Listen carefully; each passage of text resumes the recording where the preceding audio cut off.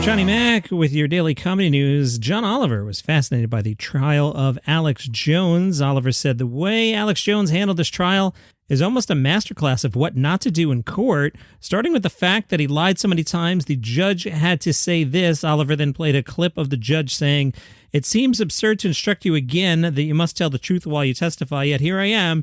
You must tell the truth when you testify. This is not your show." Oliver said, "You can understand the judge's frustration there. When it comes to rules, the judge doesn't have to expect to spell out, 'Don't lie in court,' which is right up there with, 'You have to leave your beer outside.'" Also, it's not admissible evidence if it happened in a dream, and we do not celebrate Halloween in here. So we kind of have to start on Gossip Corner today. It was Friday night. I was minding my own business. I was watching my television. I had recorded Saturday, Sunday, and Monday, so I could have a nice weekend in peace. And I picked up my phone, and I saw Pete Davidson and Kim Kardashian split. And I'm like, does that warrant a bonus episode? Do I have to rip up the weekend? And I'm like, it's kind of comedy adjacent. So before we dive in, it's kind of a fun story, but real life me over the weekend was sort of worrying about Pete Davidson. I've never met Pete. I've never worked with Pete, but he has been open about his mental health issues, and I'm wondering if he'll be okay after this, considering he got tattoos and everything. So yeah, I don't want to goof too much on this, but it is kind of big news in the comedy world. Kim Kardashian and Pete Davidson have broken up and decided to just be friends. Sources close to the couple exclusively told E! News. The insider said the pair has a lot of love and respect for each other, but they found the long-distance dynamic and their demanding schedules, quote, made it really difficult to maintain a relationship. So that's a complete backpedal from the story I read you, I think, on Friday's podcast, where they were saying, the distance is hard, but they're keeping it together. Who knows? The source said they did break up last week amicably due to distance and schedules. Now, Kanye West posted a fake cover of the New York Times with the headline, "Skeet Davidson dead at age 28. Insiders tell the Daily Mail Kim Kardashian is not happy with that. She has been vigorously defending Pete. She'll never get back together with Kanye over the way he's treated people she loves and respects. Kim has tried incredibly hard to have a good co-parenting situation for the children." And from Yahoo, Katy Perry received some surprising results while participating in the latest TikTok trend. Katy was using the MASH filter. Now, if you're of a certain age, remember this thing? It's like you fold up paper and you kind of open, like you go like up, down, left, right, and it determines your future car, house, number of kids, and love. Remember that? You used to do one of those? Yeah. So Katy Perry jumped in and found out she was set to live in a castle, drive a Tesla, have 6 kids. And although she's engaged to Orlando Bloom, the MASH filter said Katy Perry was destined to be with Pete Davidson. Before all the breakup news hit the wires, Katy Perry jokingly captioned her video, "No offense, Kim Kardashian and Orlando." What's Pete's reaction? Well, he was spotted on Saturday in Australia. He was wearing a green trucker hat decorated with these film titled Wizards, and he was wearing a t-shirt. The t-shirt said, "What? I feel like crap." It actually had the S word, but we work clean here at Daily Comedy News. So we'll keep an eye on Pete Davidson, and we'll leave Kim Kardashian behind. From Canton rep Dave Chappelle drew big laugh after big laugh a Sunday night at the Tom Benson Hall of Fame Stadium with jokes about Will Smith and Chris Rock, marriage advice to a couple seated near the stage, the speed of a transgender swimmer, and what Dave Chappelle would do if ever elected Ohio governor. All right, we've got a breakdown of his set. Sounds like fun. He performed for roughly 1 hour. Chappelle praised Ohio several times, gave a heartfelt greeting to Cleveland Browns legend Jim Brown. Chappelle said Jim Brown was in attendance. Jim Brown, not the only star name Chappelle worked into his comedy. He also joked about retired boxer Floyd Mayweather. Chappelle joked about the time he spent at Mayweather's Las Vegas strip club, while amusingly emphasizing his wife's lack of jealousy. Chappelle said his wife didn't even get mad when he spent too much money at the strip club. The joke, how could she get mad? It's not like she's earning the money. Dave spent considerable time on the subject of Will Smith and Chris Rock. Chappelle shifted between humor and insightful commentary on the effect of the event. Dave commented on the media attention and said, "That bleep was like the space shuttle blowing up. I saw my friend Will slap my friend Chris. That bleep was something. The war stopped for 3 minutes in Ukraine." Chappelle joked about transgender swimmers. It was believed he was referring to Leah Thomas. Dave told men in the audience they could swim a lot faster if their penis was removed. The remarks filled the stadium with laughter, according to the article. Dave joked about being a write-in candidate for Ohio governor.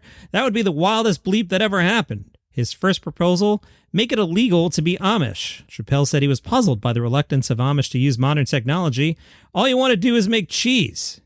Has there ever been a black Amish? I want to join them. Throughout the show, Dave joked with a couple who were near the stage. Their names Brock and Emily. They're expecting their first child. Chappelle offered them, quote, things you got to remember and you'll stay married forever.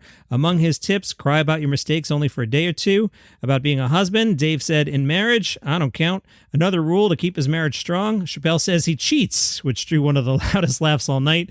Dave said, I do all the cheating, but somehow I'm the jealous one. And then he added, since his wife doesn't care that he's cheating, that means she is. Kind of opened my inbox here. I left myself a note. So after I recorded 4 episodes on Thursday, the nice folks at Just for Laughs sent out an email about Cancun. Let's see what it says. Continue laughing this fall with Just for Laughs Escapes in Cancun, Mexico, November 2nd to the 6th.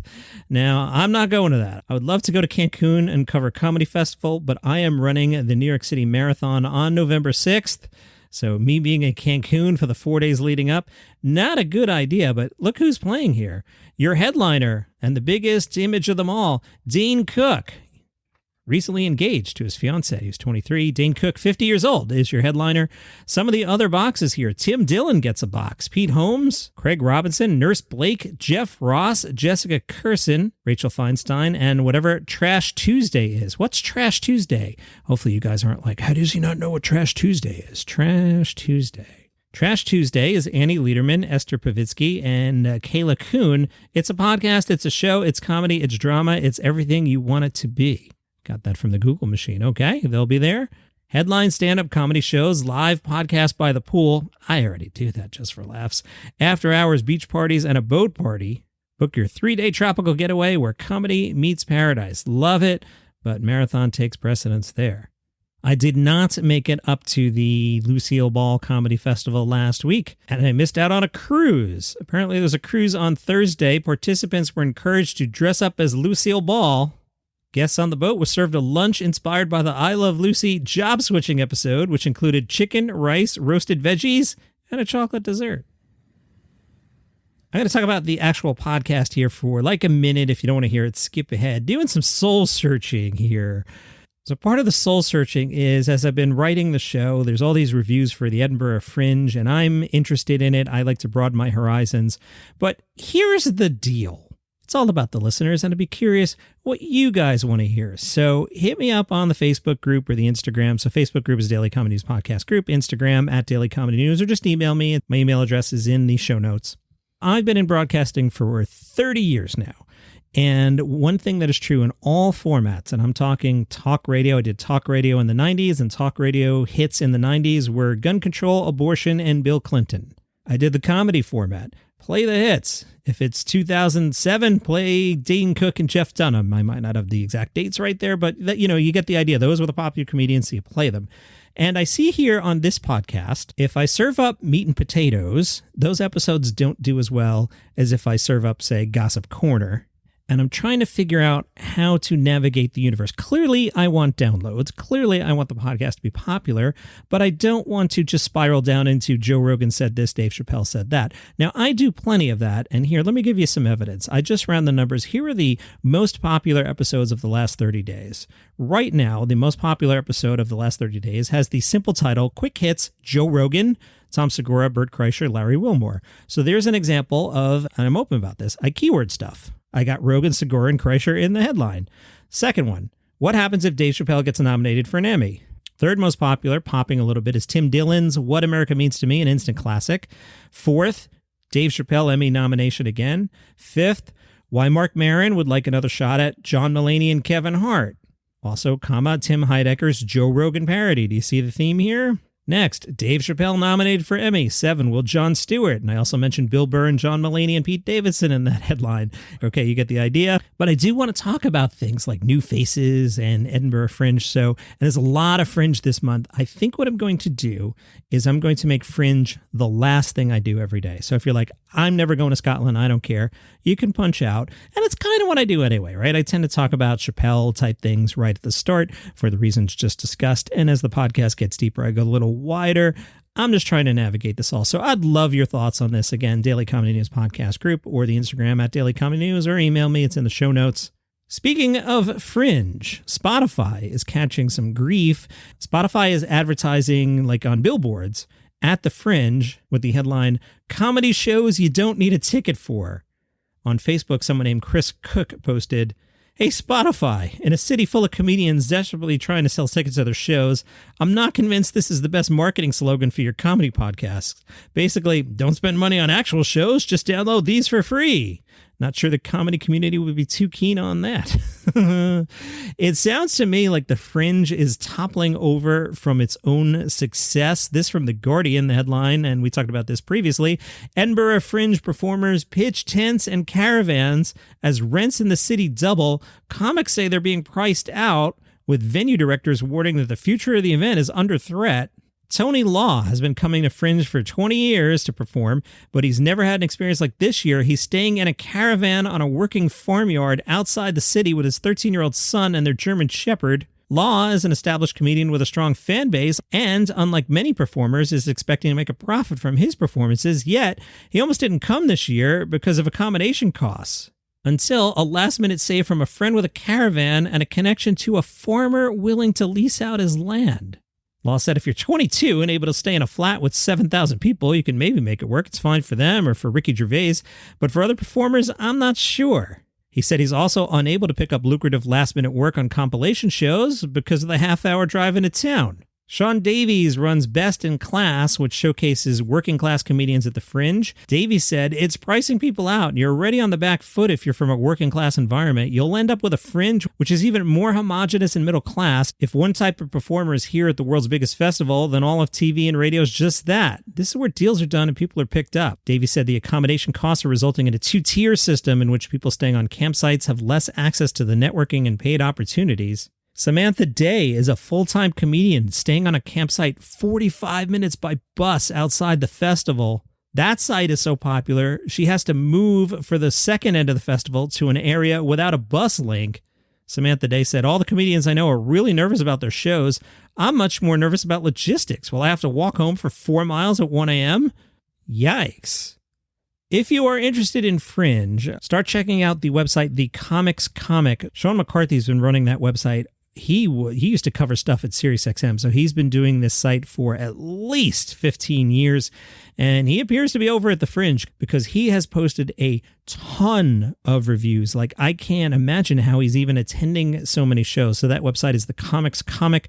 I'll be chipping away at it for like the next 3 weeks. Sean McCarthy went to see my current comedy crush, Randy FELTFACE. He gave it 4.5 stars out of 5.